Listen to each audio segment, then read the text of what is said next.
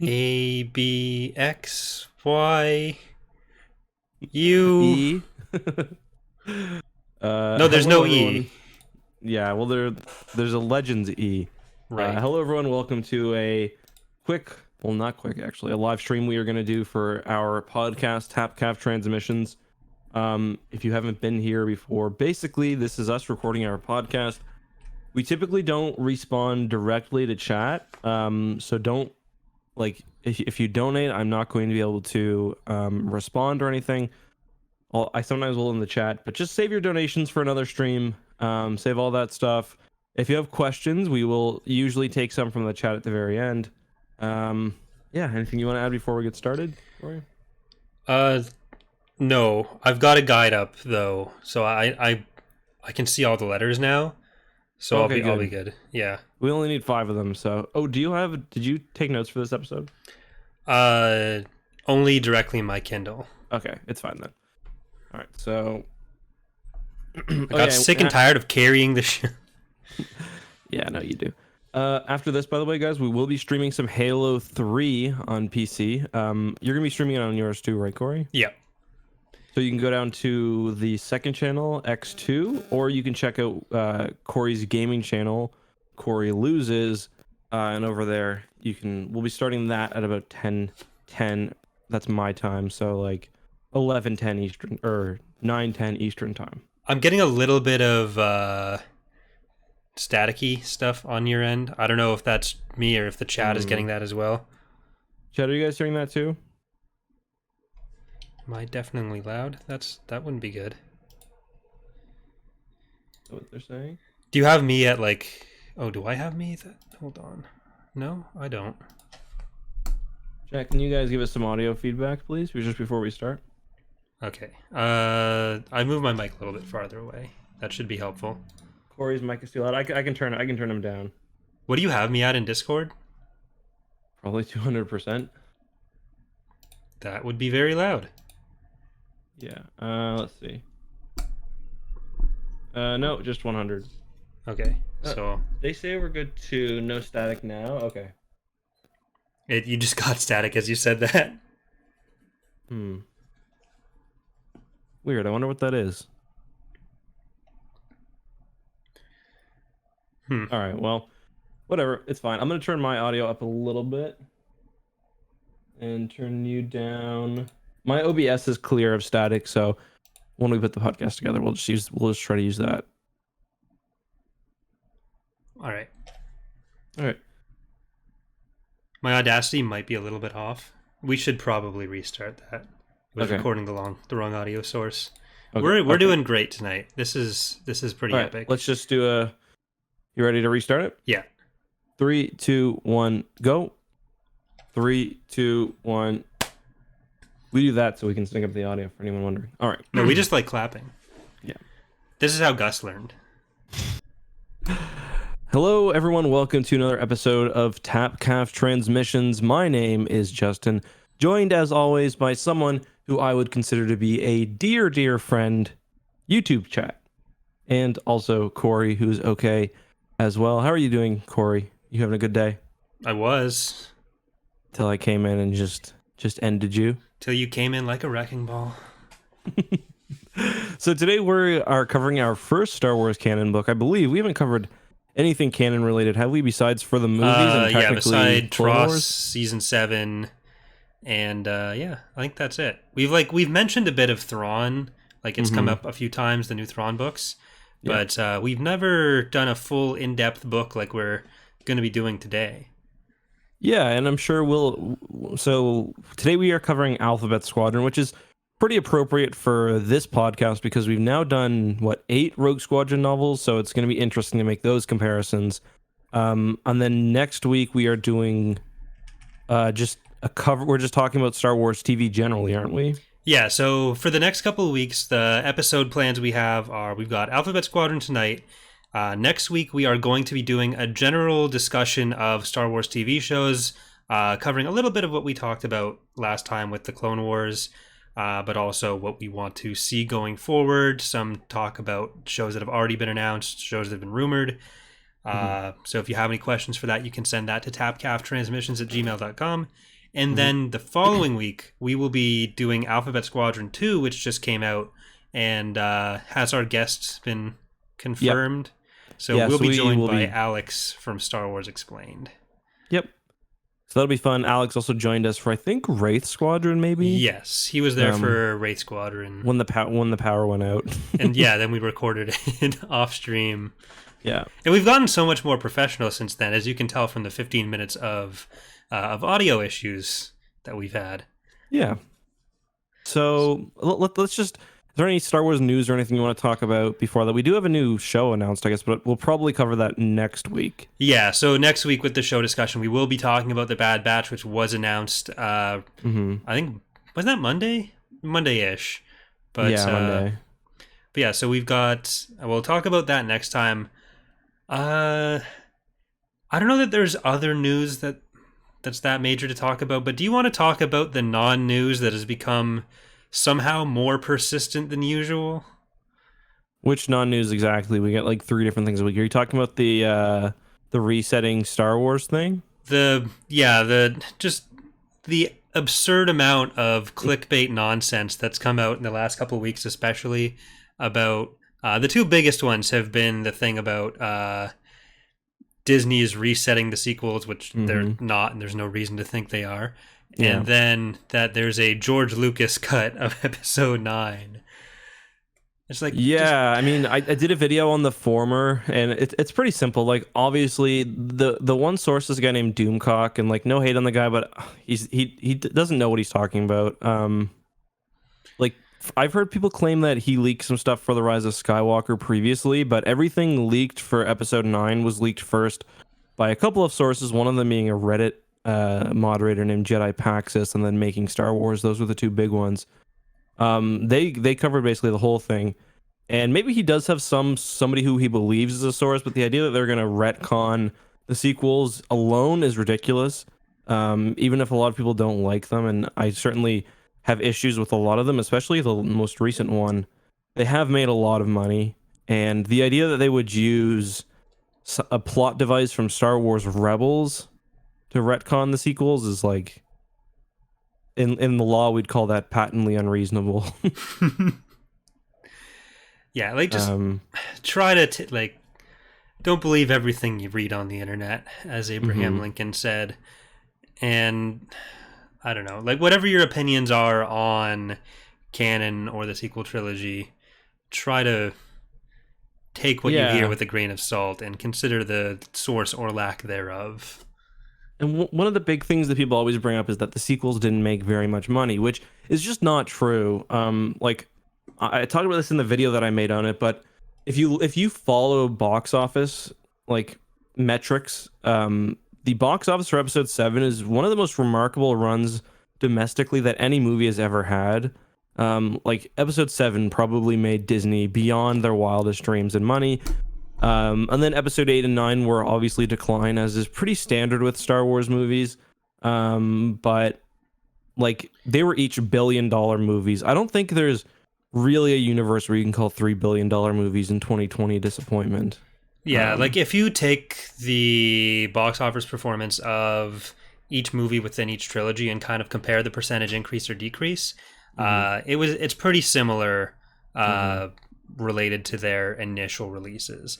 So there's usually within 10% of so, like, I think Rise of Skywalker made 60% of what episodes of what Force Awakens did, and then compared to like 69% for Phantom Menace compared to Episode 4. So like, it's not, the error bars there are not that big.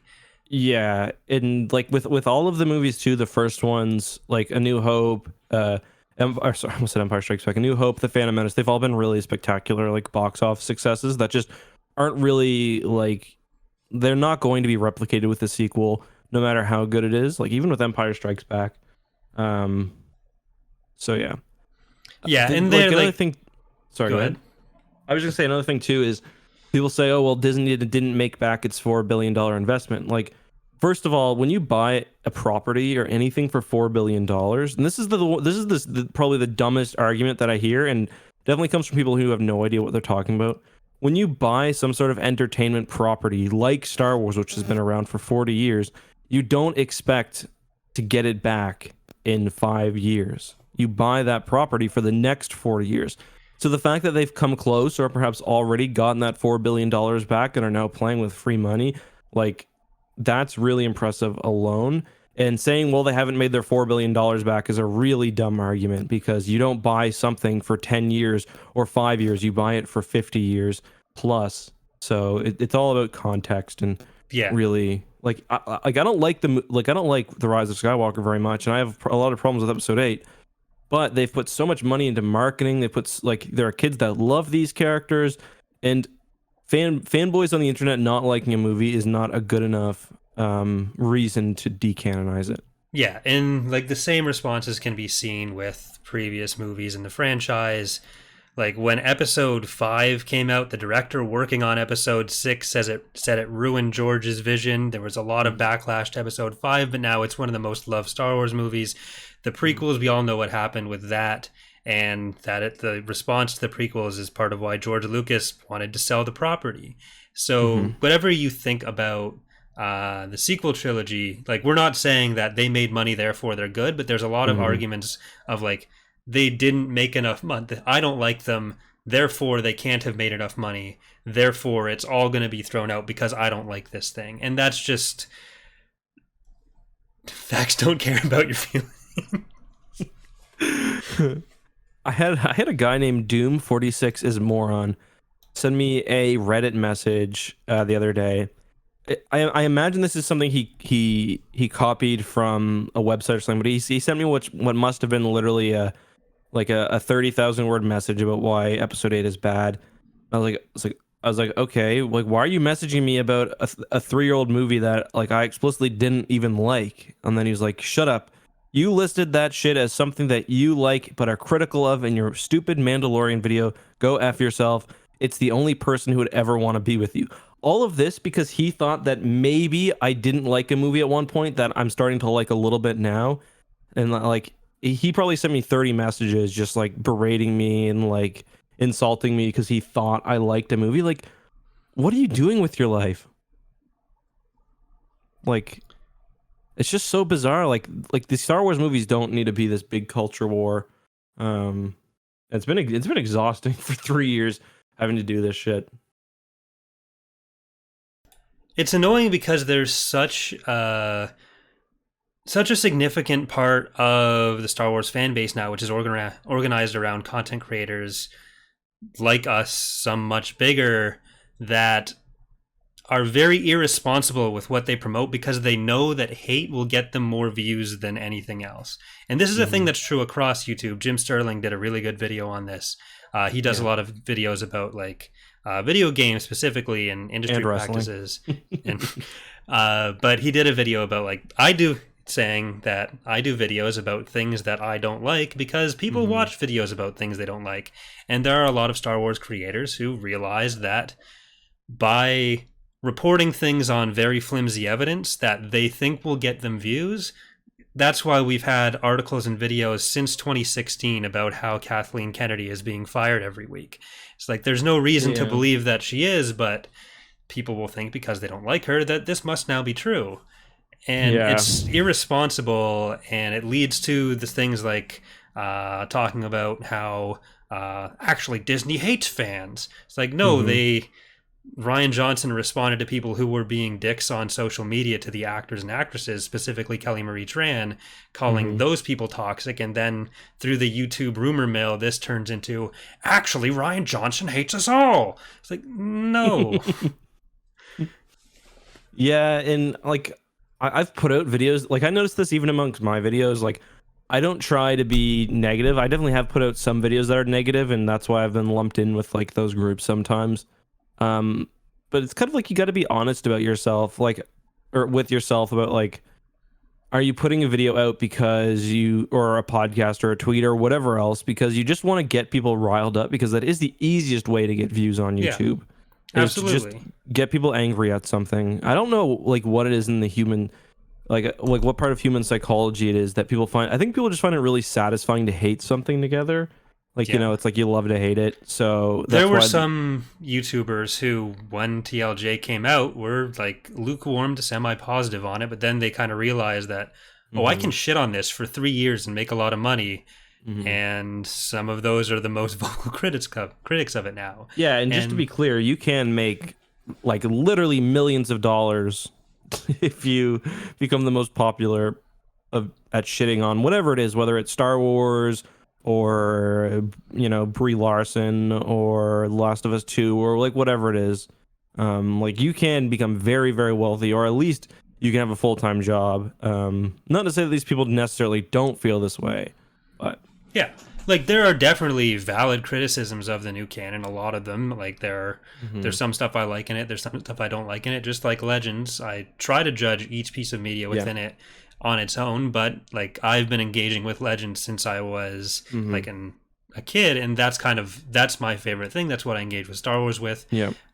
There are some, like, we're branching into canon now with Alphabet Squadron here, but like I read and mostly enjoyed the Thrawn books. I enjoyed some parts of the sequels, uh, but at the same time, you spend all of your time like if you spend all of your time just focusing on the fact that you hate whatever part of it, then what are you really getting out of it? Just focus on the things you like. Mhm. Yep, that's a good point, and that kind of ties into what I wanted to talk about, and ultimately the book we're talking about today, Alphabet Squadron, because I made a video saying that it's gonna be like basically impossible for me to love a Star Wars canon story as much as I love Legends. And my whole point in that video, which I removed because I realized I don't know if I did a good job getting that across, was that a lot of it is about expectations. Like I've read so many Star Wars Legends book. I've been reading them for as long as you have. I remember Heirs to the Jedi was like, is it Heirs to the Jedi, Heir to the Force? Anyway, For which, what was that Jaina the Young Jedi Knights book? It was Heirs to the Jedi, right? No, it was Age of the Heirs to the Force, I Force. think. Yeah. Anyway, I read that was my first Legends book. That I read that probably in like early grade school. So I've been reading these books for a long time. Yeah. And like when you've read so much material, it's just expectations. And for me, that's why like I've struggled a lot with liking certain, especially like the post Endor canon books, because they don't meet my expectations.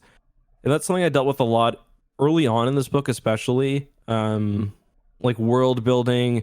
The space combat early on especially didn't meet my expectations, and it's not that it didn't meet my expectations because it was objectively bad or even really subjectively bad. It's just that things in the universe didn't behave like I would expect them to, and that's a little bit frustrating, I guess. Yeah, and a good part of it also comes down to when you started engaging with it and what you engaged with first. Like for me, I'm doing my NJO reread, and because of how I got into the universe, it's there. Like for me, Star by Star is kind of the Star Wars book and the Yeah. Thrawn trilogy as well. But we even went back through and did our Thrawn trilogy stuff, and even though it's at the top of our list for our book rankings, which Mm-hmm. we're actually going to be reevaluating in a couple weeks and more of a tier thing. Mm-hmm. But we were still able to point out like these are the things that we saw as problems with it, and it's understandable how someone could go back and start reading those and possibly not enjoy that in the way that it meant to us when Mm-hmm. we were younger.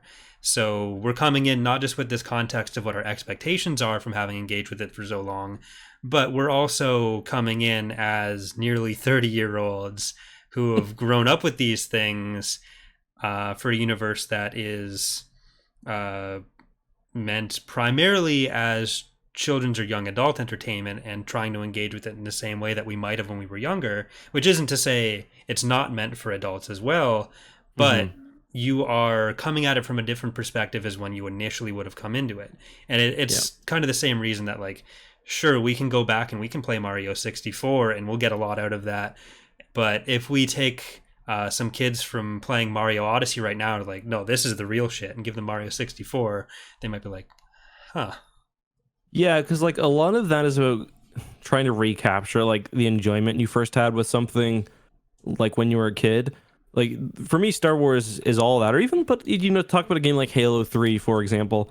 Like when I play a new Halo game, it's got an uphill battle because not only am I comparing it against Halo 3 as a game itself, but I'm also comparing it against, the way I felt when I played that game back as a teenager for the first time. Like all the fun experiences I had playing with friends, all of that stuff. It's same with Mario 64. Like, that game is what got me into loving video games, really. So when you play a new game, you're comparing all of those things to like the emotional sort of sentiment associated with them and the actual product itself, which is just one that is never going to go over well. And this is, I feel like, a problem that happens every time like something gets rebooted or a new sequel for something comes out, or we get a sequel trilogy with Star Wars. It's like, yeah, they're forced to try to continue the story or build on or whatever, but also try to recapture something that essentially you can't capture, because it's not just that Halo 3 was such a good game, just that it's really fun being 16-year-old and having all that spare time and being in the middle of summer, which, you can't put in video game form. And you could say the same thing about like having been involved with creating Star Wars content since 2006, like fan content. I've been able to see kind of the fan response to different aspects of it as it came out. And well, it's more pronounced with the change from Legends to Canon because there was that hard break line. When I first got into making Star Wars stuff, there was New Jedi Order had ruined Star Wars. The prequels had just ruined Star Wars. Star Wars was never going to be good again. They shat on people's childhoods and never again. But then Dark Nest came out. Suddenly the NJO was better. Fuck Dark Nest. And then Legacy of the Force came out. Suddenly Dark Nest was slightly better. And it's kind of this thing where the latest thing is always trash and ruins Star Wars, and then the next thing comes out. And this is something that's true in every fandom. You get this kind of visceral response to something new because there's this expectation of what you're going to get, and that isn't always as easy to match. It's the same thing I was referencing with Empire Strikes Back, where Richard Marquand was saying like,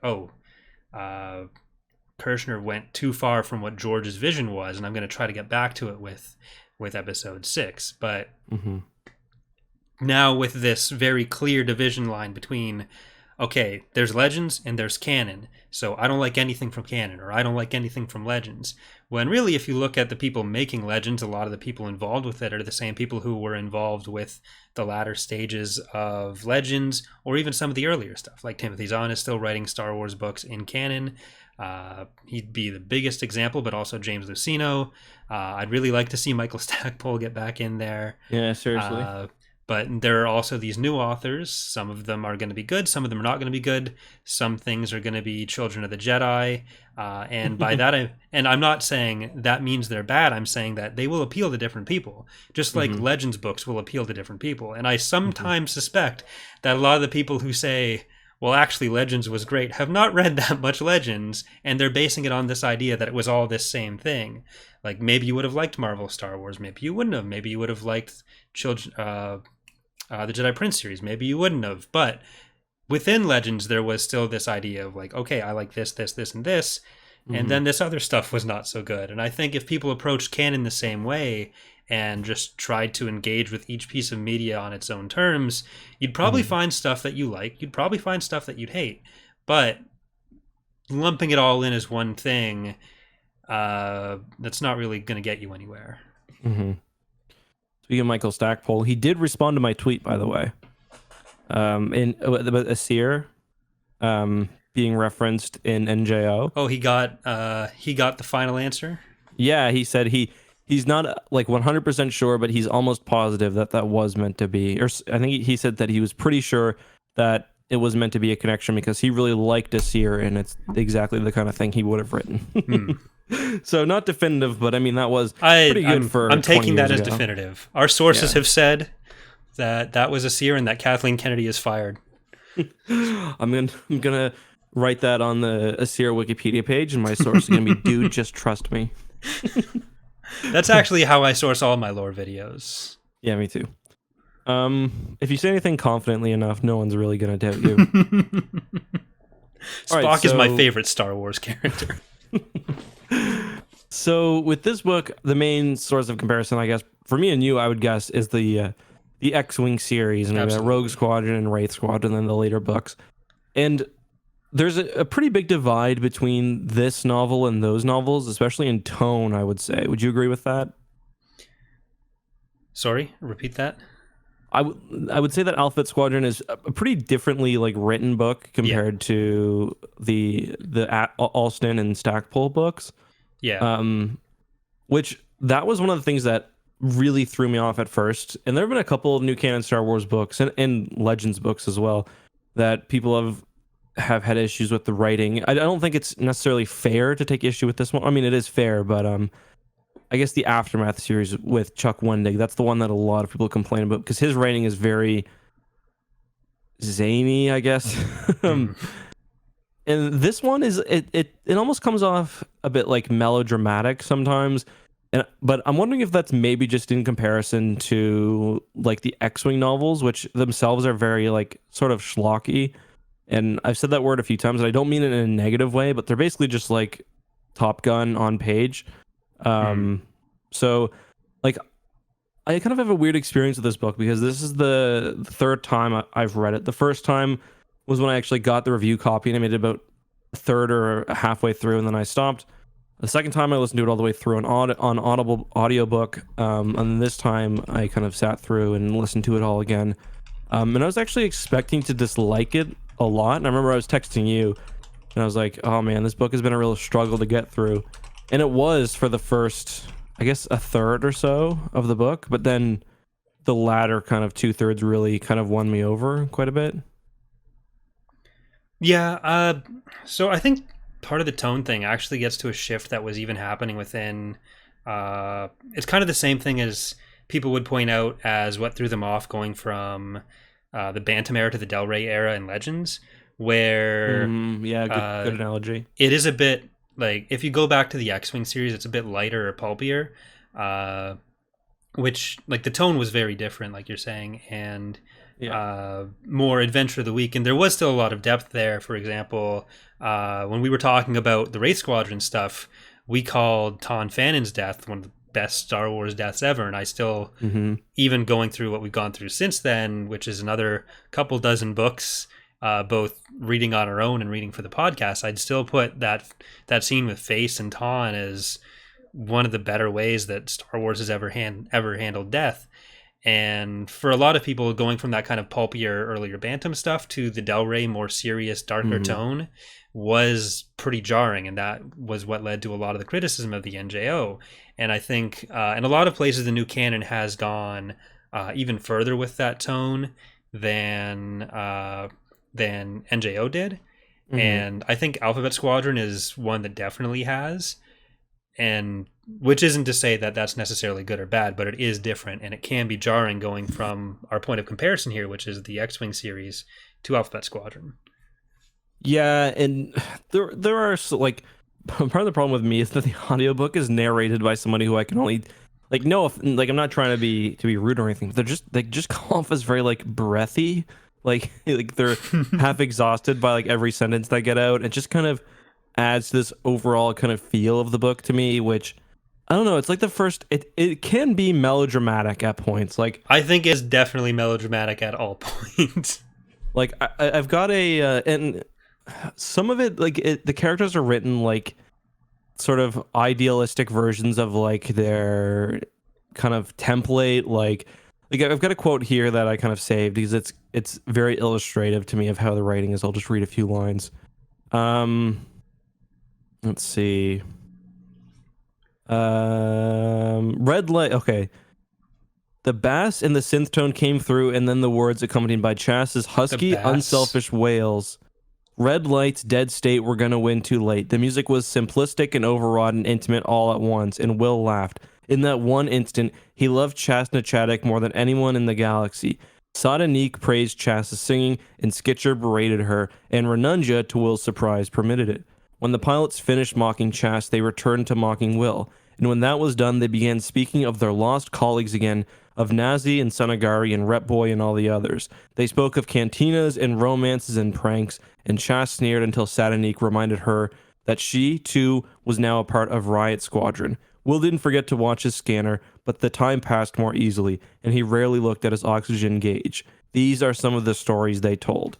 It's like, it's just very, very kind of like, this is what someone thinks people would talk like, like Yeah. when they're in a squad or like when they're young people, but like, you know. Yeah, like I thought overall the book was really good at getting the tone it wanted, but I think somewhere that Freed, the author, kind of stumbles is in characterization and dialogue, where you do eventually get a good sense of what the characters are supposed to be like, but often Mhm. that comes through him saying, this is what the character is like, rather than anything that you Yeah. pull from how they speak. Because you could Mhm. switch the names on a lot of the dialogue, and I wouldn't be able to tell who's talking. Like the way, the Mhm. manner of speaking that everyone has is very similar to the narration in the book, Yeah. which gets to basically just saying that's how the author speaks.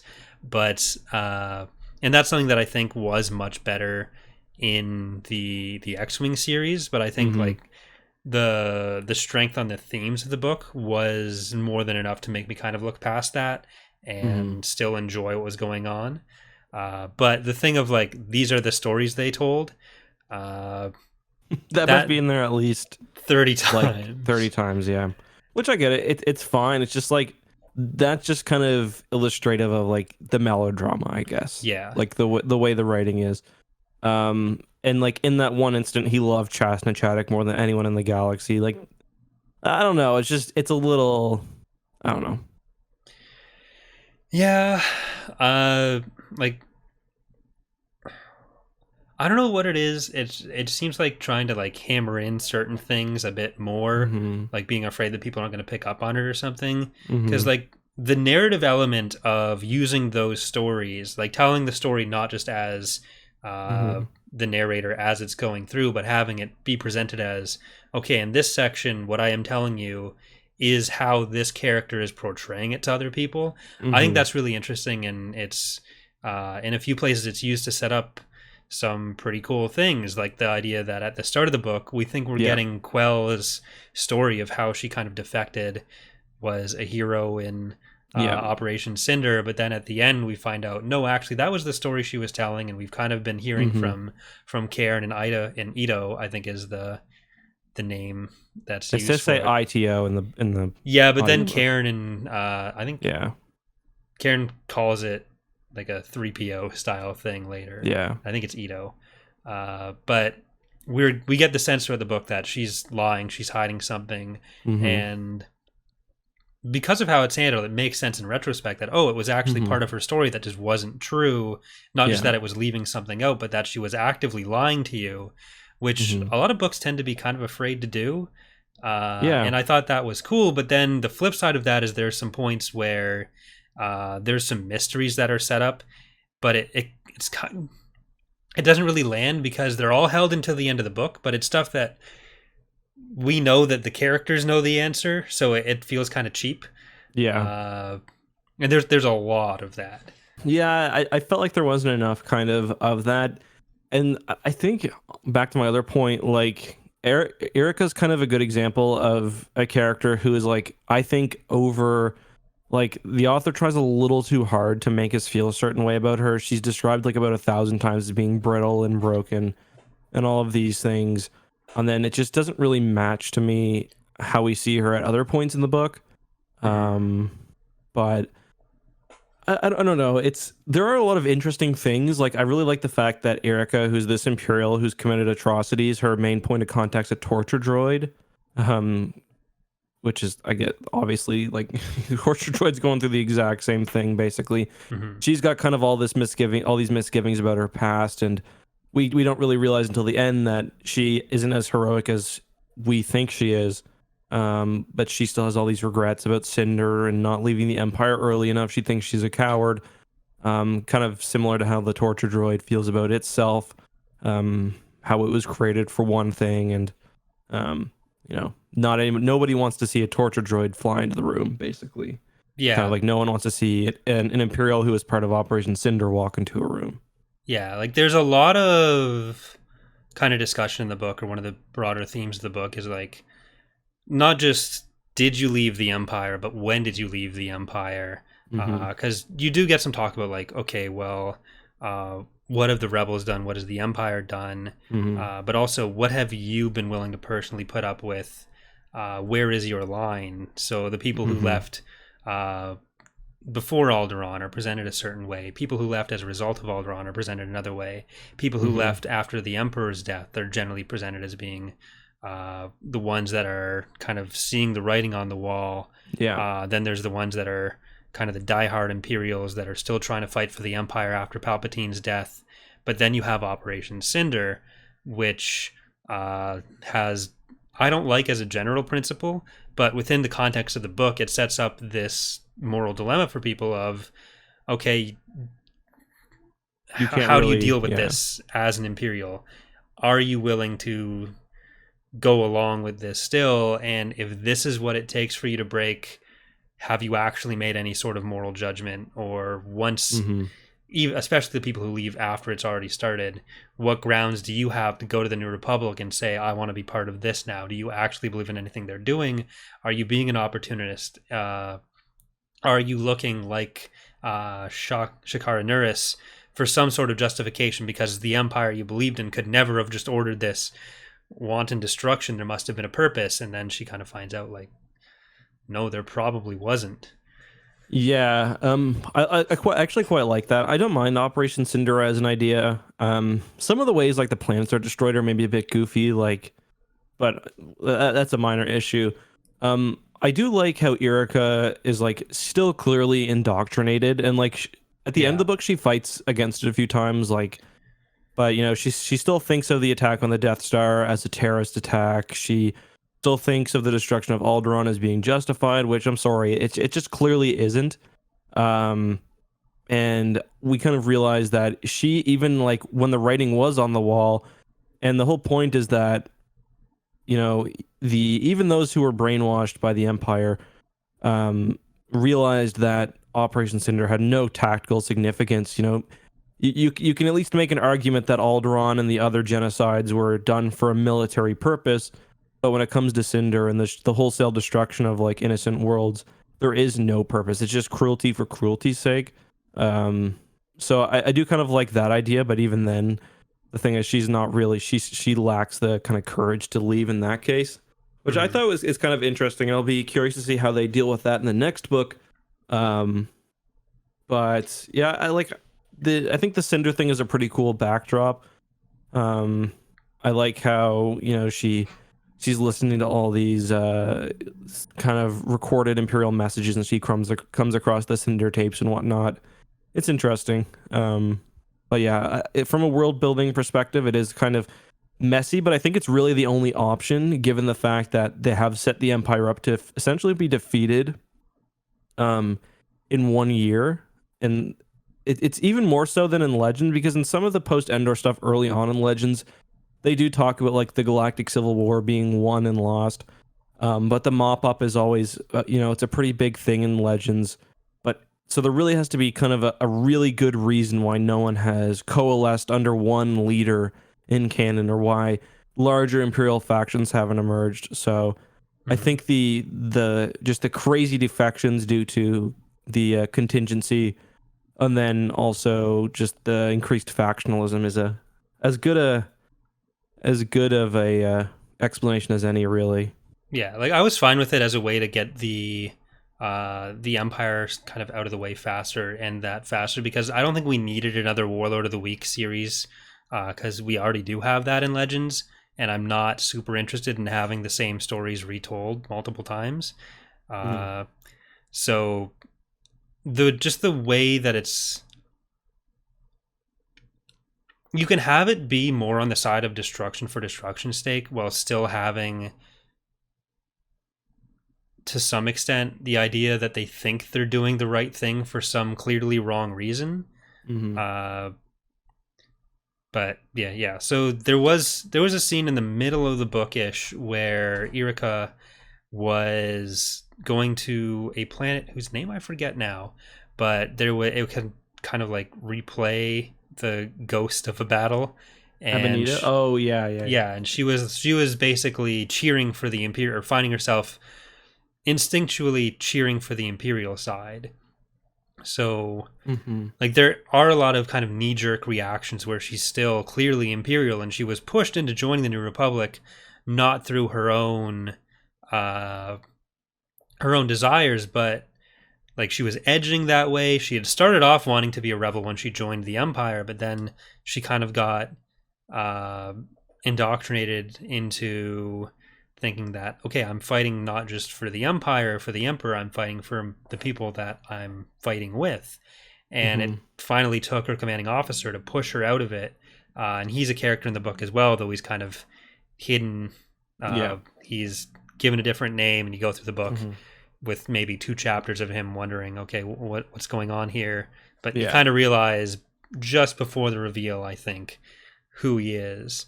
Mm-hmm. And so really she was kind of pushed into what were her original beliefs, but now her strength in any of her convictions isn't that strong, and she kind of Yeah. latches onto the same thing where her belief in the New Republic isn't really a belief in the New Republic. It's that she's latching on to Alphabet Squadron now, Mm-hmm. and we finally get that with her painting the Alphabet Squadron crest on their fighters.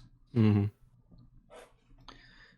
Yeah, no, that's a good point. Speaking of falling into old habits, I really liked how Shakar Nares kept calling the rebels separatists. Yeah, It's like that was she's been in war for so long, she can't even keep them straight. all the same kind thing. of Like 30 Yeah, years. Pelion has kind of the opposite issue sometimes. From what I remember in the Thrawn trilogy, where he'll call them the New Republic, and Thrawn's like rebels. Yeah, that Yeah, goes on through a lot of the EU. Has anyone done that before? Just the separatist yeah, thing. I can't really think of any cases. It's pretty funny though. yeah. I did like that. I feel like the pacing with the different character perspectives could have been done better. There's a lot of the book that probably doesn't really need to be there, because it's one of the longer. But I think it's like almost 600 pages. Is it that long? I think so. Wow. But yeah, there are some places where it could probably be a little bit shorter, Mm-hmm. and if you're going to use that length, maybe give a little bit more time to Devon/Kreese, or maybe another chapter or two to Mm-hmm. Nerys, and kind of show what's still going on the Imperial side. But I guess we Yeah. should explain a bit about like who the actual squadron is, or give a brief roster. Yeah. So basically, the squadron is made up of 5 individuals, all of who lost their squadron mates, except for Erica, who have lost their squadron mates to this Imperial fighter wing known as Shadow Wing, which is basically this elite wing. I don't know if it's using wing in like a Legends terms, because it does seem like there's more than like 7 squadrons or however many are supposed to be in a wing. I think it's 3 for. No, that's New Republic. I think 3 squadrons to a wing, but.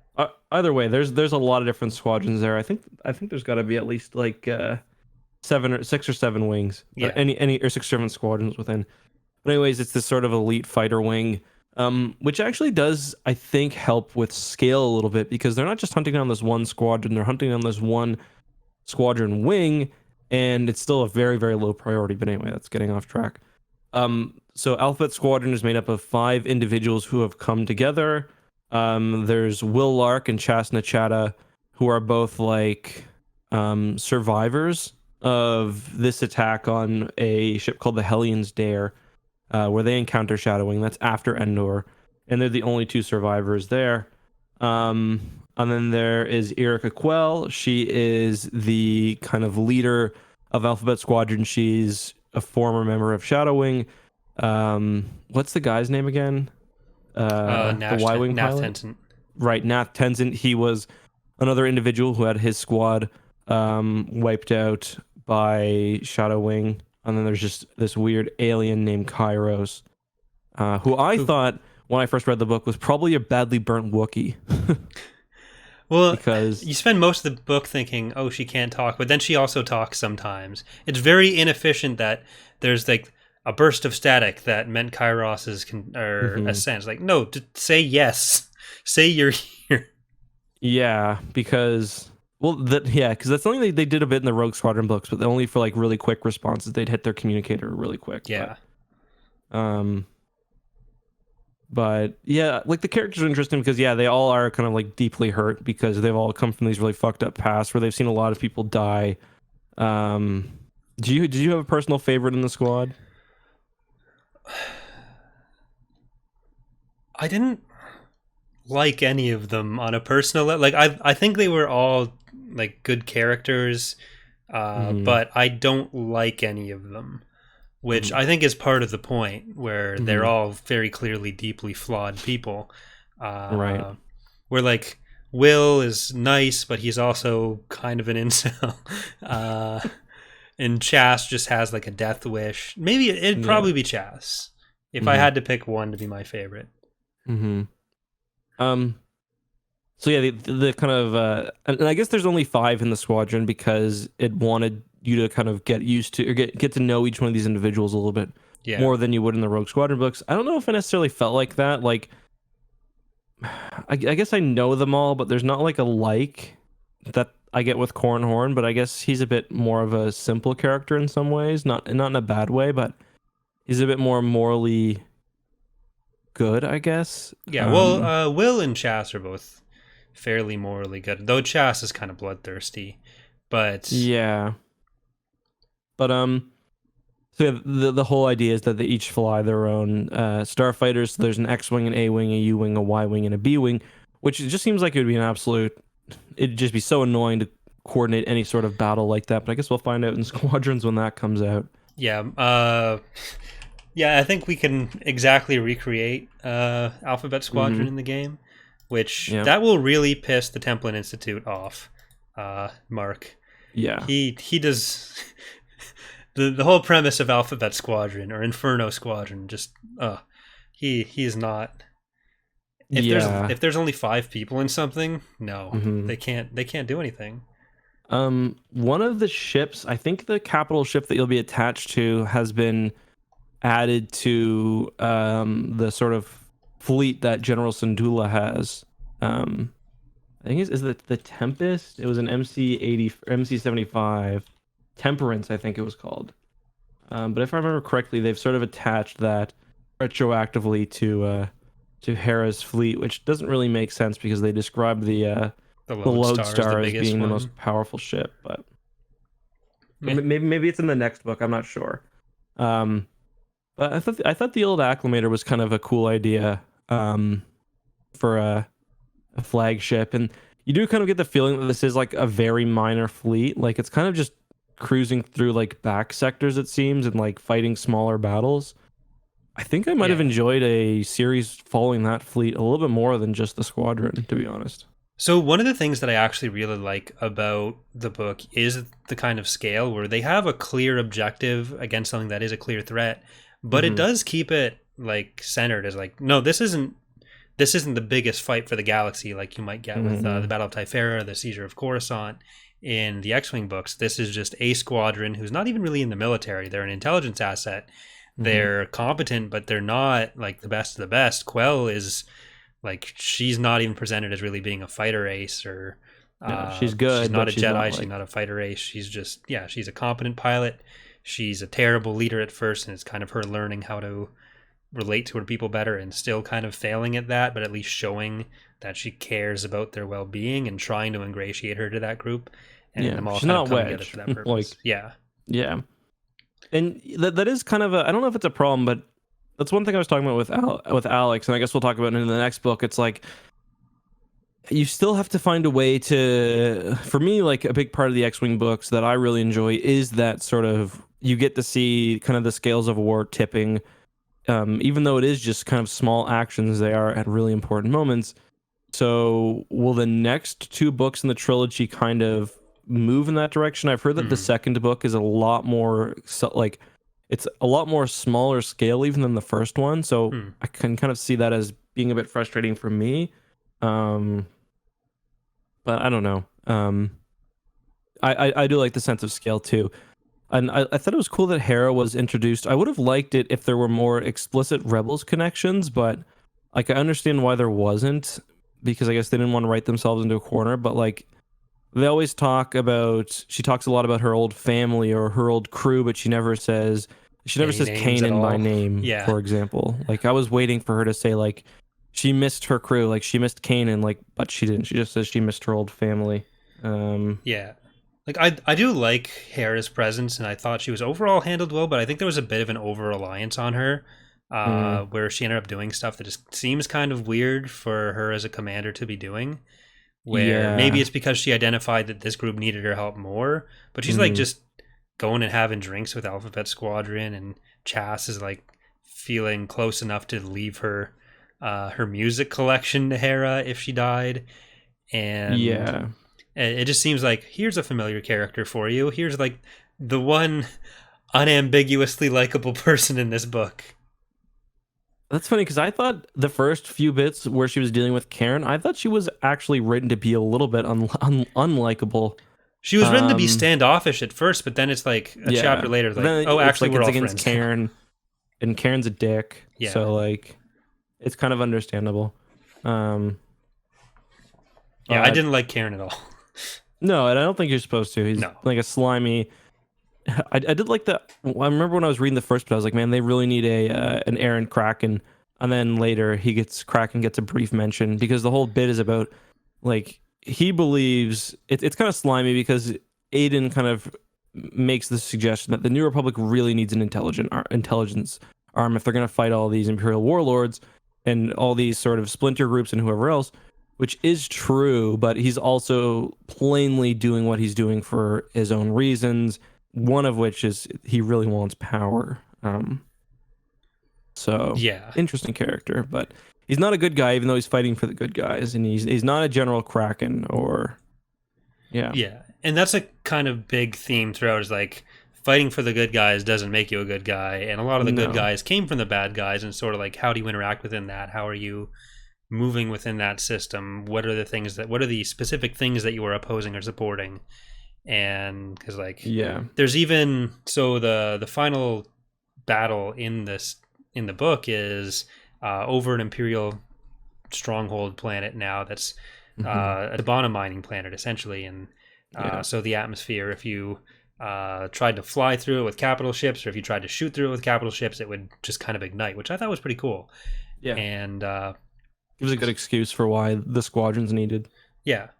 And so some of the actions of Alphabet Squadron, of Quell in particular, which seem like tactically good ideas at the time. It's like, oh, if I blow up this thing, it'll disrupt the station.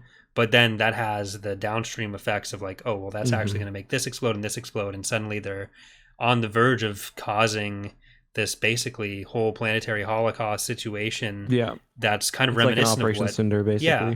And so you kind of get the thing of like, okay, this is what the rebels are doing, and they need to stop this, and they're trying to stop this, but also a lot of the Imperials were trying to stop this alongside them. That was cool.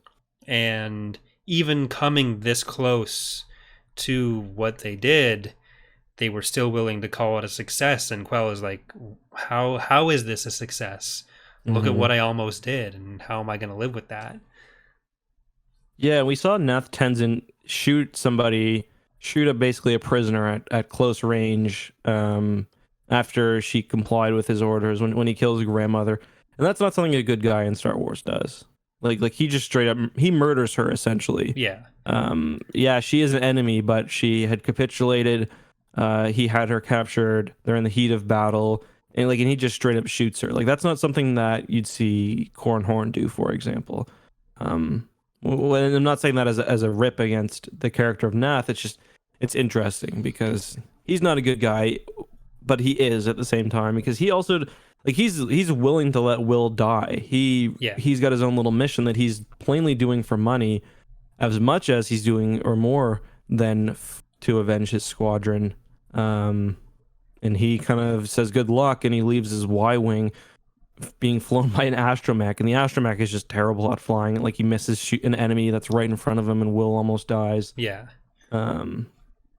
Yeah, his entire interest in the squadron is essentially he kind of assesses who he's going to be able to work with for his own gain, let alone who he gets along with or who he'd want to work with, or trying to keep everyone alive. It's just, okay, Will and Chas are people that I can use against Quell, and Cairn, and he's kind of there to work for Cairn to find information on Quell, to find out like why she actually left, because Ito and Cairn don't trust Quell's story about having opposed Operation Cinder and being like the hero of Necronus.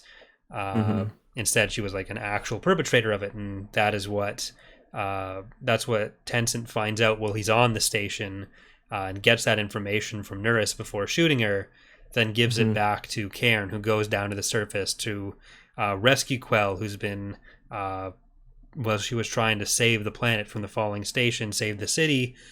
She crashed, and so Cairn's quote-unquote rescue of her was to basically go down and blackmail her and say, I own you now because I have this information on you, and you're going to do what I say.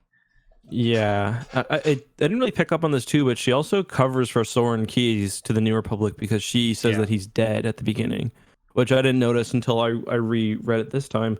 And then at the end too, like we know that Soren Keyes probably isn't. He's like the Imperial Major who kind of leaves afterwards. He's probably not an all-around terrible guy, but at the end, like he wants to live his new life, and the New Republic is hunting him down. He's forced to murder to New Republic intelligence operatives, and it actually is pretty sad because he's sort of kind of found this new home where people are accepting him. He's even thinking about maybe starting a family someday. Like he says, maybe sometime later, and basically one of his new co-workers talks about introducing him to some future partner or something. So that's kind of sad, I guess. Did you pick up on who he was earlier? I don't remember because I had read it. I read this book like last year, so I can't really remember, but I don't think so. Yeah, because I kind of want to go back and see if there was any more hints of that, because I only read it the one time fully through, and I picked up on it like basically right before the chapter with the reveal, where it's like, he's The only real hint I would say is his competence and the fact that Keyes' fate doesn't line up in the two stories. Other than that, like there's not a whole lot else. And the fact that he's clearly running from something. He recognizes the sort of imperial tendencies of that maintenance worker on the Lorinar station. But yeah, other than that, I mean maybe, but I wasn't clever enough to pick it up anyway. But sorry, go ahead. No. I was gonna say I really like I think my favorite part of the book is probably when they go to the Jedi Temple. Yeah, that was cool. It was very reminiscent of the Rebels thing, only without an actual Jedi to use the Force and kind of reveal everything there. But that was a cool scene. Yeah, it was cool too because it was like it was a good way to, because the Rogue Squadron books kind of usually did squadron bonding in a good way. I thought usually it was through missions, although sometimes it was in downtime. So I don't know, this was just a really cool way, considering there is no combat during this mission. There's one little flyover by an enemy, but it turns out it's literally just, a person probably, or some little pirate or something, nothing to worry about. And I enjoyed like listening to the various squadron members sort of tell their own stories, and I like that the Jedi Temple provided a sort of like a weighty, I guess, background for it all to happen in. Yeah.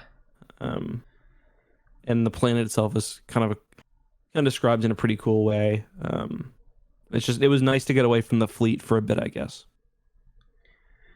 Yeah, and I do think that was a good way to highlight that, like, as much as Quell thinks she's trying, she does have this tendency to go halfway in and try to justify how actually she's doing this for the right reasons, but like distancing herself from her squad while still trying to get their trust, where she kept making excuses like, they're all bonding, but that's going to be harder if I'm around. So it's for the good of the squad that I isolate myself from them.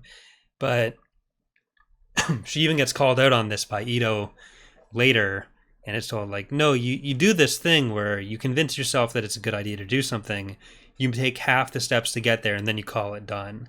And that's where she goes and gets the tech to do all the Alphabet Squadron logos on the fighters, and that's enough to get them to think like, okay, she's on our side at least. But I really hope that kind of continues into the next book of like her realizing that she's actually still really standoffish and weird, and trying to develop that more rather than just being go and we're all a squad now. I mean, Wedge has some of the same issues too. I forget which book it is that really highlights it. It might even be Wedge's Gamble, perhaps, where like it is different being a squadron member and being a squadron leader, or being like the ranking officer, essentially, because you're not equal, or you don't feel equal with the rest of your squad. So, but yeah, she's really struggling with it. I do think it's interesting. It's also kind of interesting to me how she's really, really struggling to be like a warrior. Like she has that one thing I thought was maybe a bit cheesy is when she talks to Hera and she says, "Is it worth it, like being a warrior?" And it's just like she's not new at this herself. Like I get that she's now having to kill people that like she was once aligned with, but like she's killed a lot of people before as well. You know what I mean? Yeah. And I think the Wedge comparison, you can kind of see how they're coming at it from different directions as well, where like Wedge is this decorated, respected war hero who everyone wants to serve with. So Wedge is taking these steps to distance himself from the squad for his own emotional well-being, having lost so many people, and also just because of the regard that they hold him in.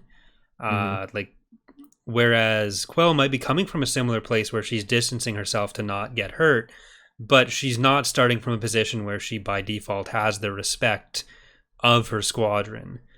So she still needs to take those extra steps to prove herself as a commander, as a pilot. Like, she's not even necessarily a better pilot than Will, Nath, or Chas, or she's Kairos. she's definitely not as good as Will, I would say. Yeah. Yeah.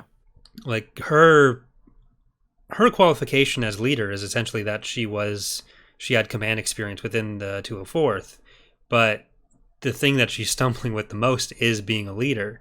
So it's not like Wedge where you have this pre-built expectation of like, we are following you because you are this accomplished person, you are this rebel hero.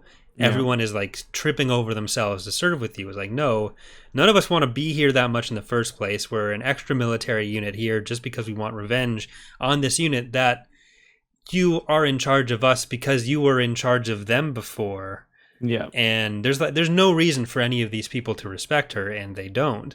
And she doesn't really give them many reasons to until later. And honestly, putting a crest on the ships is kind of weak. Yeah, that's like you're not even doing most of the work there. Like she basically just asked the mechanic to do it. Yeah, like you're showing that you feel like you're part of this group, and because they all think you're so weird and standoffish, this does come across to them as being like a big step, but it's not enough. And I really think we need to get more of that if there's going to be any cohesion within the group in Shadowfall. Yeah. Do you have any expectations for that book? So I came into Alphabet Squadron thinking I wouldn't like it. I had kind of low expectations coming into this episode, but I actually I really enjoyed the book overall. Like I've kind of talked about some of the pacing and characterization issues I had, but overall I thought it was well done, and I now my expectations for Shadowfall are higher than they were. So I'm hoping some of the good continues on in there and maybe some of the bad gets smoothed out a little. But yeah, how about you? Because you were much lower from what I understand on the book going in initially versus coming out liking it a bit more. And have you read Shadowfall yet? No, I haven't read it yet. Honestly, it was mostly because I've been so kind of about it. And I talked to Alex, and I don't know. I just wasn't really feeling it. And like I said, I kind of felt that way still through the first third of this book. And there's one sort of section that I really, really dislike, and that's the chase between the Nebulon B and the cruiser carrier. First of all, there's about a gazillion cruiser carriers in the Empire, and there's more in the next book, because the first thing I did when I got the new book on digital is I Control F'd cruiser, Star Destroyer, just kind of get an idea of what the space battles would be like. And I found the chase through the what is it, Ortegal cluster? Orbital, yeah, Orbital cluster. I just found that really, really like unpleasant, because that was one example where kind of Star Wars canon and the way this book was written didn't mesh with kind of how I expected a Michael Stackpole or an Aaron Alston space battle to go. And like the way that the B wings and the A wings were handled didn't really mesh with kind of how I was feeling. Like I didn't like the idea of the Nebulon B not being able to defend itself, for example. But again, this is just stupid stuff about how I expect the kind of universe to work. Yeah. I don't like. I think the part where they're introducing Will and Riot Squadron and what's the other one called again? Talon, is it? Hound. Hound, yeah. I thought when those squadrons were introduced, I thought the writing was just really, really bad and confusing. Yeah. There's a lot of the scenes early on with Will and Chas before they join Alphabet Squadron feel kind of repetitive and not fantastic. Like I feel like you get one chapter out of it and then have them lose in that one and join, because like the way it's done, it is very similar and kind of not fantastic. Yeah. I didn't enjoy that. So for the first little bit of this book, I was like, man, I'm having the exact same issues I did last time. Like it's gonna be a slog to read through this. But then at some point, I don't know, I just started liking it a lot more. It's still not my favorite Star Wars book ever, but it's not quite as like I'm now pretty excited to read the next one. Yeah. One thing that kind of bothered me about that I meant to mention in the latest Rogue Squadron book or the latest X-Wing book and in this is that they're so like, this is probably even more noticeable in the X-Wing books. They just don't introduce new ships. Like even TIE Defenders don't get introduced till X-Wing book 8. And like I'm just waiting for someone to introduce something new through one of these books, because like it's just a small thing, but a new Rebel Starfighter would be really cool, or like a new like. Thank God Rogue One came along, or else we'd have like nothing new in this era to work with. Yeah. Because they gave us like the Death Troopers, the U-wing. You mean top 3 Star Wars movie models. Rogue One? Sorry? You mean top 3 Star Wars movie Rogue One? Yeah, that one. So yeah, they just need to make more of those because we're running out of shit to play with in the universe. And if you read like the art of Episode 9, you can see that a lot of it was based off JJ liking stuff from Rogue One. Like the new Sith Troopers were basically red Death Troopers is what he wanted. All of the kind of graphics for the inside of like the ships and stuff was all based off Rogue One. But it's even more disappointing, I think, in X-Wing that like we don't get anything else besides like uglies and TIE fighters and TIE interceptors and bombers. Like that's one place where they could have really introduced some cool like. I guess we get the TIE Raptors too, but they could have introduced some cool experimental starfighters and, had that been an enemy for a book. Yeah, like even the uglies and like the clutch and stuff, where they're kind of these minor weird things in X-Wing, but so they don't really interfere. You're not reading later stuff wondering like, well, why aren't there more uglies in this? But it gives a nice new thing for those books, and it would have been nice to see a bit more of that. And I was kind of hoping that Alphabet Squadron would be more than 5 people, and you'd have more types of lettered fighters, and I don't think Shadowfall adds any more either. No, I don't think so. So, I believe that the author did say that the third book will be much larger in scope than the first two. And I believe I want to actually get my copy of the novelization. I believe Alphabet Squadron gets name dropped at the Battle of Exegol as well. In the Rise of Skywalker novelization. I'm going to see if I can pull that up. So, yeah, that'll be... Yeah, that's 30 years later, so Nath would be almost 70, so he's probably not still in it at that point.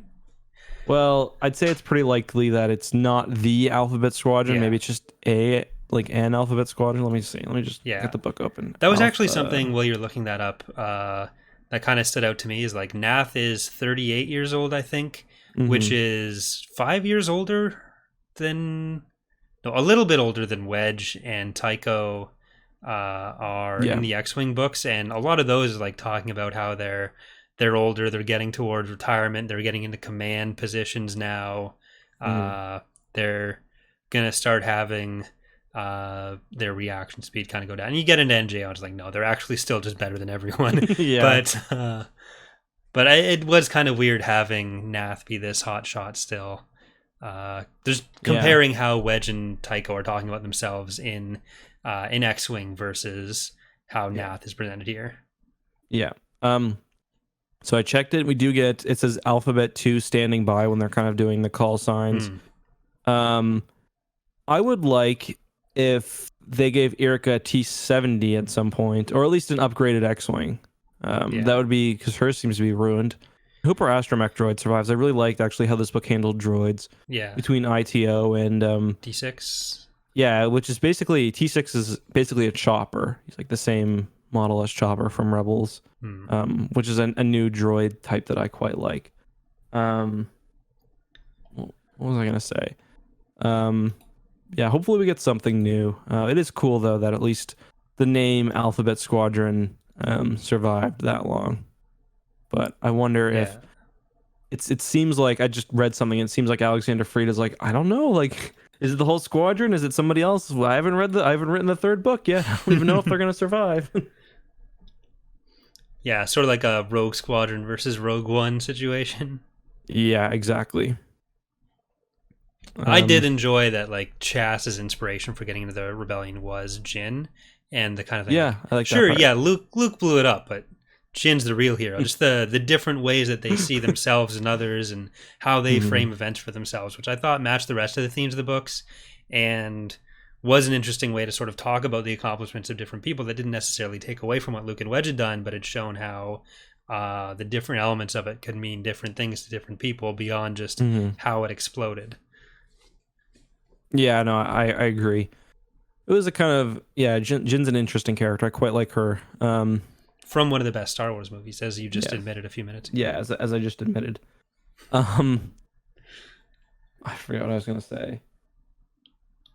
To me, it felt like Nath's him losing a squadron should have, like, I was reading it and I guess I must have missed it, but at the very end when he's talking to grandmother, he was like, yeah, the battle happened 6 months ago, and I'd been thinking it had happened like years ago, like a couple of years ago, but I don't know if that was just kind of me not picking up properly or what, but yeah, there were parts of this book where I was actually thinking it was set significantly after, or not significant, like a year after or 2 years after that it actually was, but yeah, because we're still pre-Jakku, right? What did you think of, like, the world building and stuff? I know I talked about it a little bit. I think it was generally good for the kind of things it was setting up, like focusing on Cinder, how it did for setting up the motivations of the characters and the morality of the characters. And you get a little bit of a glimpse of how the New Republic works as a whole. There were some interesting planets. Like, I really liked the Tibana gas planet, which I don't remember the name of. I thought the thing in the orbital cluster, like the hallucination planet, was kind of weird. But but overall I thought it did a good job keeping it focused but still giving a general idea of, like, what the galactic context was. Not galactic conquest, too much Empire at War. Yeah, I guess it seems like you've got a lot less sort of issues with how they've handled the post-Endor stuff than me. Not necessarily. It's just when talking about, like, this specific book and how it fits into that and how it deals with it, I feel like taking what's already established, this book did a good job using it for the purposes of telling the story it's telling. And, like, I am a bit more forgiving of, like, how fast the Empire falls apart, because I don't really need another set of warlord things, although it kind of doesn't give that much to happen between episode 6 and episode 7. And I feel like that's always going to be a sticking point for the new canon, is that it's already started. It'd be like if Vector Prime was the first Legends thing that came out, and then sure, we get all this stuff earlier, but it's kind of meaningless. It's kind of meaningless, and you kind of know where it's all going to end up. And I think that's going to be something that that canon always will struggle with. That maybe High Republic can break out of a little bit, because we don't know what happens to the initial characters in that, because episode 1 is still so far away, and maybe with post Tross they'll be able to do more. Do you think New Republic 2 Electric Boogaloo is on its way? I feel like probably. Yeah. Like, I don't know if they'll still call it the New Republic or try to have continuity with the New Republic as that interwar state, or if they'll just I it'll wouldn't be mind a if they just republic called of it the some Republic kind. again. Yeah, I think I would put my money on that happening. Mm-hmm. I just I'm love the New I'm putting Republic. that as the So official stance of the Tapcaf Transmissions podcast. It will just be called the Republic. I've noticed that they're using a lot of the old Legends. I guess they did in the Mandalorian as well, but they're using like even the Legends New Republic logo and stuff, which I don't know. I like it. Like it Yeah. blows my mind that we're seeing, like if someone would have told me like back in, I don't know, like 2010 that we'd be getting a movie with the New Republic in it, that would have blown my mind. Yeah. So I was thinking, I wonder what Legends fans back in '99 felt like when they heard Coruscant for the first time in the Phantom Menace. They must have been Yeah. shitting their pants. I wonder if Cornhorn's dad is going to be in this as a 10-year-old. Yeah, it's like, oh, I bet you Jorah Sabayoth is here, and we're gonna start to see the Clone Masters in just any second now. To be realistic, they're probably like Coruscant. I wonder if that's related to Coruscant. Yeah. I Palpa- pronounced it as Coruscant until way too late. I wonder if this Palpatine is related to Palpatine. Sheep? Yeah, Sheev. That's probably my favorite thing about Star Wars canon. Just calling the fucker Sheev. No wonder he went full evil. Well, Palpatine wasn't the best. Yeah. I suppose. Anything else you want to talk about? I think we've done a kind of interesting cover of this book. We've talked very little about the plot, and I guess just to summarize, they don't kill Shadow Wing, but they get a victory. They destroy the stronghold.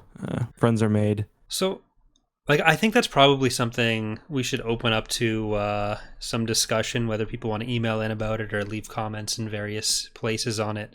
But ever since we started the podcast, we've kind of talked about like what the best format is. And I've generally felt that when we just sort of talk like this about the points we find interesting or find worth discussing, I've generally found that works out to be a better episode rather than us trying to like I agree. do a shitty audiobook in an hour. Yeah, I agree. But if people maybe want more chat or more plot, or even just like a 2 to 3 minute very brief rundown at the start, maybe, but how people feel about that. That might be a good idea. 2 to 3 minute rundown. But I think we kind of got most of the plot just through discussion. Yeah. Did you like the final battle? It did get a bit Rogue Squadron-y for me, where it's like 5 starfighters versus 10,000. Yeah. I liked it overall. I felt like the amount of stuff they killed was a bit high, but again, I enjoyed the plan. Like, I enjoyed the framing of it enough, and it made it feel like the battle on this planet is going to be different from a battle on like the things that happened were specific to the environment, and I like when that happens. Kind of like the canyon battle. Was that Borleus? I don't think so. Commodore? I can't remember. But there was the canyon battles in X-Wing, and like those kind of things were built up to happen, taking in the environment into account. And I thought that was cool, just the way it was framed, as in like this could happen here, and this is what would happen if you were fighting on this planet. A big part of what you have to consider when you're being a Star Wars admiral is planning for your battlefield, and it's not always just empty space, full or but yeah, so I thought that was cool. Like we talked before about comparing like Alston versus Stackpole in their ability to write like the fighter combat, and I think this probably falls somewhere between that. I don't think it was like quite as good as the best of the Rogue Squadron fighter writing, but I don't think it was like so out of line with what we'd get there. Yeah, and I thought they did a good job at the end of like each of the pilots is basically flying their balls off. Like, yeah, their ships are coming apart. Like, it really Erica's did feel desperate, even though no one ended up dying.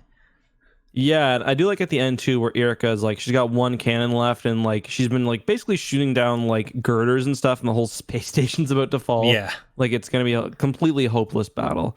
I thought that was pretty cool. I enjoyed that. Yeah, it got a little Rogue Squadron-y for me, but I thought the combat generally was pretty good. I really didn't like the stuff in the Ordal cluster, as I kind of discussed, but whatever. Yeah, a lot of the fighter combat before that kind of drags and isn't as good, but I think Yeah. the final battle was good enough to Yep, make me I would look agree. past it. But do you want to head over to the Tapcaf ranks here? Sure, yeah, let's do it. So this will be the last book that we probably put on this ranking how it is. So for those watching on the YouTube versions, we have the list up right now. For those listening on the audio versions, sucks to suck. But so since our first episode, we've kind of done a full comprehensive ranking. But as we've now gotten into the 20s and 30s of books here, we're going to be shifting into doing just tier lists and kind of inserting stuff into tiers. So we probably won't rank Alphabet Squadron 2 when Alex is on 2 episodes from now, just so he doesn't feel left out, and because we're going to be changing the rankings. So we'll put Alphabet Squadron 1 in now.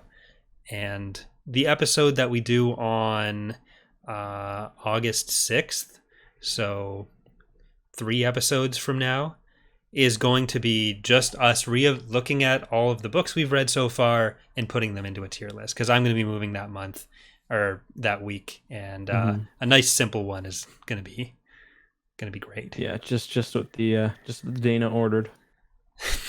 So do you want to go first on this one? Right now, your list has, for people listening in audio, Last Command, Plagueis, and Heir to the Empire, your top 3 right now. Truce of Bakura is third last, then Champions of the Force and Kratos Trap. This is tough for me. I think I'm gonna put it right under Dark Apprentice. Right under Dark Apprentice, so that is 5th last for you. I don't know, that might be too harsh. You go first. I need to think more. Okay, I'm gonna fix the spelling for Wraith Squadron, because you know what? No, it's lasted this long. You have Wraith Squadron right in the middle. But yeah, so I was kind of thinking, because our point of comparison for this really is the X-Wing books, and I didn't like it as much as Rogue Squadron or Wraith Squadron, like the initial ones. We got some comments saying we were way too hard on Wraith Squadron, but like I've got it like 6th, 7th, 6th, and you got it pretty high up. Yeah. But yeah, I didn't like it as much as Wraith or Rogue Squadron or most of the X-Wing books. I did enjoy it more than Isard's Revenge, which is the last one we did. So I was kind of thinking about where it would go in here. And I'm probably going to put it between Wedge's Gamble and Isard's Revenge for me. So it's bottom 3rd for me, but we're still at a point where, other than maybe Champions of the Force, there hasn't been a book that we've read that I've like actually disliked yet. Champions of the Force I just felt didn't need to exist, so it might be the only one that crosses into that threshold for me. But I thought Alphabet Squadron was pretty solid. Some places that I thought it was probably lacking, especially compared to the X-Wing books, but for me the strength was the way it dealt with the broader themes, if not the individual character interactions. But that's kind of I just edited yours. Epic. But yeah, no, I feel like yeah, I agree. It's tough too, because like when we go through them, we're definitely gonna need to be talking. Like I think before we do, we should give a brief like minute or so recap of every book. Yeah. So we've got to reread every book before that episode, right? Just to be fair. Yeah, just to be fair. Yeah, I think like when we get to the new Rebellion, that's gonna be a real low one for me, I think. You know what? I'm probably gonna put it right above Isard's Revenge too. I don't think I liked it more than Han Solo Adventures. But I don't know, if I could make it tied with Isard's Revenge, I could. I guess I'll put it right above. Yeah, because for me the double Isards was like I enjoyed that book as well, but the villain there was, and the levity is kind of nice, like different tone and stuff. You can appreciate it. Yeah, it does drag a bit at the start, Alphabet Squadron, but once you start getting actually into it, I think there's a lot to like there. So if you haven't given it a chance, if you're looking to get into maybe some of the canon books, I'd still say that the first Thrawn book is probably the best one to get into that I've read so far. I'd say maybe Lost Stars. But I don't think Alphabet Squadron would be a bad place again, but you probably will need to make an effort to get through the first few chapters. Yeah, audiobook is a good option too. It's like 14 hours long, I think. And the production quality is good. The narrator, she is very kind of breathy, which sort of exaggerates some of the issues that I was complaining about earlier, but if you can get past that, yeah. Yeah, so I guess since this is going to be the last time we have this list open before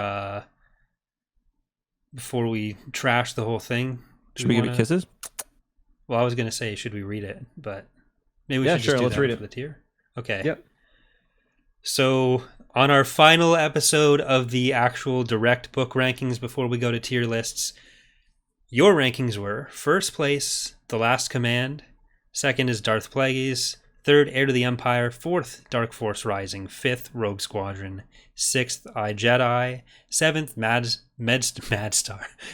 Battle Surgeons. Then Back to War. Wedge's Gamble. Jedi Healer. Iron Fist. Ray-T Squadron. Jedi Search. Courtship of Princess Leia. Han Solo Adventures. Alphabet Squadron. Isard's Revenge. Dark Apprentice. Solo Command. Truce at Bakura. Champions of the Force. And Krytos Trap. Which overall, not too far off for mine. We tended to get stuff we're in very close. kind of the same tier at least. Wraith Squadron's a little bit off for both of us. Courtship, I think, is the big difference. Yeah, you have that much higher than, or like 3 spots higher than I enjoyed do. the fantasy stylings of that book. Yeah. So mine goes Last Command, Plagueis, Heir to the Empire, Dark Force Rising. So far exactly the same. Yep. Then I had Medstar Battle Surgeons, where you had Rogue Squadron. Then I had Iron Fist, Wraith Squadron, I, Jedi, Jedi Healer, Back to War, Rogue Squadron, Han Solo Adventures, Solo Command, Wedge's Gamble, Alphabet Squadron, Isard's Revenge, Jedi Search, Courtship, Dark Apprentice, Truce at Bakura, Krytos Trap, and the only book I didn't like, Champions of the Force. Maybe we should have Charlie on when he finishes his read of Heir to the Empire. That could be a topical episode. Yeah. Talking Star Wars with a new fan. Yeah. So should we do a couple of email questions, you think? Or Sure. do you want to save that? Okay. Let's just... Maybe skip. There was 1 or 2 about the Clone Wars stuff, and I think we should bring that up next week when we're doing. We'll talk about that with TV stuff. Do we have any? Yeah. I think we just got a couple of emails. Let me just open it up real quick. Just open her up there, quick there, bud. So Jacob says he just finished the audiobook. He wanted more of an X-Wing series style of space combat and writing. One question he had was, what sort of stuff would you have liked Alphabet Squadron novels to take from the X-Wing novels? Is there anything you would have liked an X-Wing series to take from Alphabet Squadron if a new one was written today? P.S. I counted 3 sardonically, so I was counting those as well. And he also found annoying how many times you had to hear this was their story. What about you? Anything that you would like to take from X-Wing into this? No, I think if the book was trying too hard to be like X-Wing, I probably would have liked it less. Like, there's some clear points where it's taking it from it. It's clearly going to be kind of along the same lines, but I like that it had an idea of what it wanted to be as its own thing, and it tried to execute on that. And I feel like if you just have it be someone else's attempt to remake X-Wing, then just go read X-Wing, and it would have been worse for it. So I'm happy with what we got here. Like, I do prefer some of the space combat in X-Wing, so if you want to take it kind of like superficially, then maybe that. Yeah. But I like the scale of X-Wing. Yeah. I hope we get that in at least one book. That's pretty much all for me. Yeah.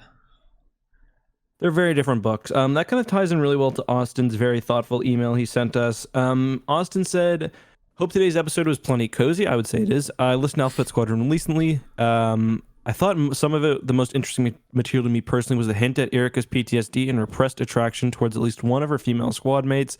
I hope we see something like Erica finally breaking down and letting her squad mates in. It definitely felt to me like this book was pushing her character that direction. Without overworked and isolated, she seemed, I think we'd both agree with that. It also seemed that there was a lot of heavy emotional work being done overtly and covertly. It felt different than a lot of Star Wars books. Did you pick up on those feelings, or is it just me? What are you most interested in the sequel? I agree that there was a lot of emotional work being done, and I guess that is maybe one of the things that threw me off at first, maybe.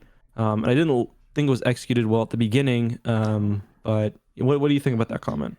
Yeah, I'd agree with that, and I agree with the early execution being weaker because you're still getting a sense of the characters, and I think that's a side effect of kind of what we were talking about, where the dialogue isn't as strong in terms of giving the characters their own sense of who they are, where what you learn about the characters often does come from someone, whether it be the narrator or the characters themselves explicitly saying, I am like this. So it kind of stumbles through it earlier on, but as you get a better sense for who the characters are, I think that gets a lot more solid, and you do get definite PTSD. But yeah. Sorry, I lost you for a second. I think it straight up mentions that Erica had a girlfriend at one point, I believe. Because it was her last boyfriend, her first girlfriend. And I think there was it talking about like sleeping with her commanding officer at some point. Yeah, for like just for comfort after the. Yeah. I do like the idea that just basically that shit before and after Endor was just a mess for the Empire. Will Lark is also said to kiss Sonagari, I think, who was I believe a guy. So nice that there are gay people in Star Wars now. There was a few places where there was stuff that could have been taken to mean people were having sex, but it wasn't explicit, where like slept in her bed. I felt was closer to being an explicit thing about like, yes, they had sex. But then it was like towards the end with Chas and Will, where Chas was thinking, where they're like dancing together, and there was something about like just for tonight or whatever. Where it's like, okay, is that implying that they went and spent the night together? But I felt like that was kind of thing where it's like, oh, you're trying to imply something? I'm not sure. Yeah. But speaking of implying, did you ever think that Kairos was a burnt Wookiee, or was that just me? She was. I'm not a burnt Wookiee conspiracy supporter, but you broke me down on the Winter Akbar thing. I didn't trust you on that, so I am willing to. I mean, I don't have a lot for this. She's not, because it kind of lays it out later. But basic. But she, like, my thought was, okay, like a Wookiee would obviously have some sort of stake against the Empire. She uses a bowcaster. She's covered in like bandages, and she's very strong. So I thought she was maybe like a Wookiee who had been in a prison camp or something, but it seems pretty clear she's not. No, she's probably human. Think she's a human? I think she's some sort of alien. I'm not sure, but I don't know. She's speaking basic. Yeah. So she's not a Wookiee. Yeah. Well, there was that one Wookiee in the Thrawn trilogy who spoke basic. That was his. She's not a Wookiee though. I don't want to crush the stream for you, but I don't think she's a Wookiee, Eck, and it hurts me to have to tell you. No, I don't anymore, Corey. Listen to me. Listen. Eck. Shh. Close your mouth. Zip it. Eck. Look, it's okay. It's okay. No, I just... yeah, okay, shut up. All right, next question. Did we get more emails? Let me see. There were a few before then. Oh, we got one from Emma Wilson. Hello, I am a representative of VES Company. We would like to introduce you to our VES antivirus, and it says it all. VES antivirus is optimized to work on any PC. It will help you to optimize your PC, detect malware, and that's not all that our antivirus has. We offer to advertise pre-roll or advertising integration. In the same way, we can consider your advertising options. Write the number of your WhatsApp. We will contact you and continue to discuss your advertising. All right, well, there's your ad plug, so send us money. Yep. Product still has not paid up. Yeah, I know. I don't like that we're just reading the ad copy now. Like, we're doing it ironically as a joke, but at this point, we're literally just doing an ad plug for them. Yeah, for that's free. Almost certainly spyware. Do not download that. Byron also emailed us to tell us that he is mentally sick and that Children of the Jedi is one of his favorite Star Wars books. I'm just joking, Byron. We might enjoy it. He also loves Darksabers. I'll try to read it before you guys get to it. If it weren't for Planet of Twilight, the Callisto Trilogy might be my favorite New Republic story. Interesting. Yeah, I haven't read it in a couple of years, so I'm curious to get to that. Calvin also asked us, which do you like better, the Canon or the Legends New Republic sigil? So basically the Starburst or the kind of rebel symbols with stars around it. Do you have a preference? I like the old one, but I like the color scheme, the yellow and blue of the New Republic stuff. I like the color scheme of the original better, but I like the actual new one. But I think that one's a kind of cleaner design, and it's easier to put on things. So just functionally, I think it's a better logo. Yeah, has the little stars. So this is almost purely coming from the perspective of someone who has to put it onto texture sheets with limited resolution. Yeah, so you lose the a lot little of detail, stars turn right? into a little like white dot at best. Yeah, but yeah. So I think that's just objectively a better one. Yeah, I mean you do lose like there's a lot of shitty Legends logos. Like in my opinion, the Chiss Ascendancy logo is ass. Yeah. And they brought that over to Canon. Well, without the weird colors. Did you read the new Thrawn excerpt from the new book? No, not yet, because I was thinking this book would take a lot longer to read than it did, and then I just... Maybe we'll talk about that next episode then. I think the last email we got is from... We got a couple, I think, while we were recording last time. Yeah, there's the email here from Dan. I'll let you cover the rest of them. Okay. Dad's feeling lazy.